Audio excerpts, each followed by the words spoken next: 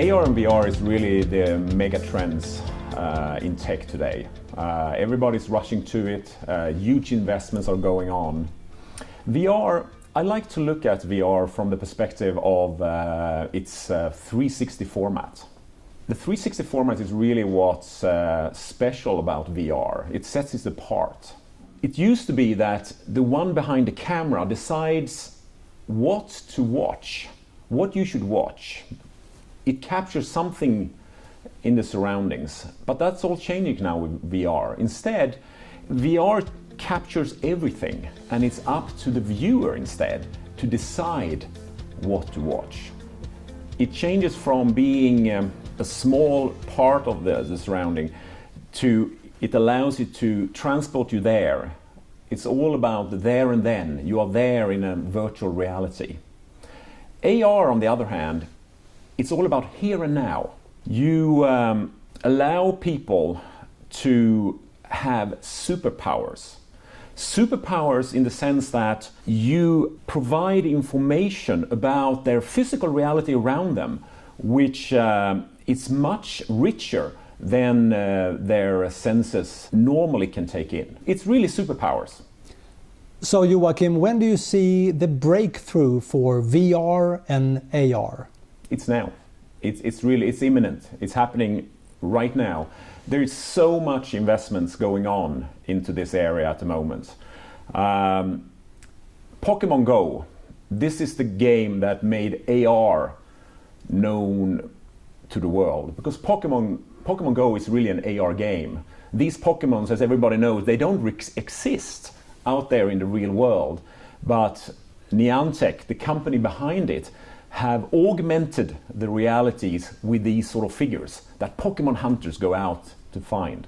Before Christmas, there's probably 100 clones coming out that are trying to repeat the success of this game that was the most successful game ever.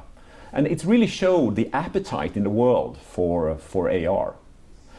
VR, on the other hand, it's also been around for a while, but it's just recently it has been triggered that the manufacturers and the application developers needs to get serious with it now. And what has happened is that Google, they have released the latest Android version, Nougat. It's very VR oriented. But more importantly, they came with their headset. Daydream View is going to retail for $79, and it's going to allow people to take their mobile phone, bring it in front of their eyes, and experience virtual reality.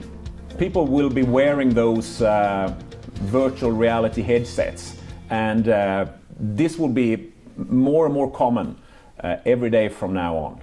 So what role does Crunchfish play in the AR and VR interaction going forward?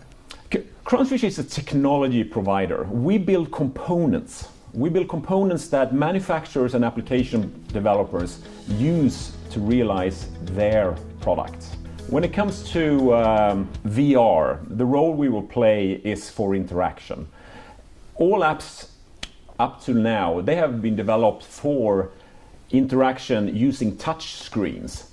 But touch screens will no longer be available with virtual reality, because literally you have the screen in front of your eyes. So it's not accessible anymore. So new paradigms for interaction is necessary. And we believe that gestures will win that game.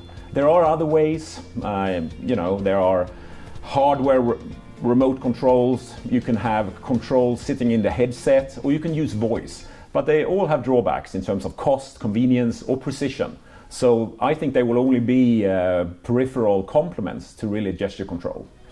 The type of AR, the form of AR we have developed is something we call connected AR. Because what our AR is doing is not only providing information about the physical reality to people, but it's also allowing them to communicate with each other. You are really hooked up with everyone and everything around you, and that's extremely powerful. Take Pokemon Go, for instance. It's an AR game, we have already augmented reality with all these funny Pokemon figures. But with our technology, if Niantic were to take on our technology, what they could do is to allow their Pokemon hunters to find other Pokemon hunters. And our technology, being a connected technology, would allow that exchange to happen. What will happen, you will really take literally two phones, bring them close together, and the Pokemons will jump across from one phone to the other. And this is powerful. Likewise, you know, in a businessman, they don't look for Pokemon hunters, they look for other businessmen. But it's the same sort of thing going on. If LinkedIn, for instance, would have our technology, they would immediately, in a meeting or in a conference scenario, understand what other businessmen are around them. And they wouldn't exchange Pokemons, obviously, but they will exchange their business cards. So what impact does AR and VR have on Crunchfish potential? We sit with two technologies. We sit with gesture control that will be crucial for any app which are enabled for VR. But we also have this connected AR that is just as crucial for allowing people to get these superpowers. It's fantastic having this position in the market right now. And as the entrepreneur and chairman of the board of Crunchfish, what lies, would you say, in the future for Crunchfish?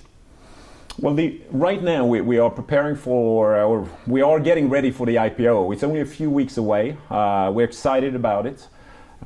We have focused this story of Crunchfish on one of our technologies, the one which we have developed for the longest time, where we have most market proof points, and that is our gesture control. But I think what's going to lie ahead is that people will realize that this little company hasn't just built one technology, we built two.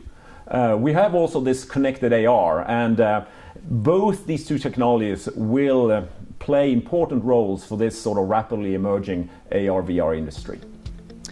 Joachim Samuelsson, good luck taking Crunchfish to the next level. Thank you.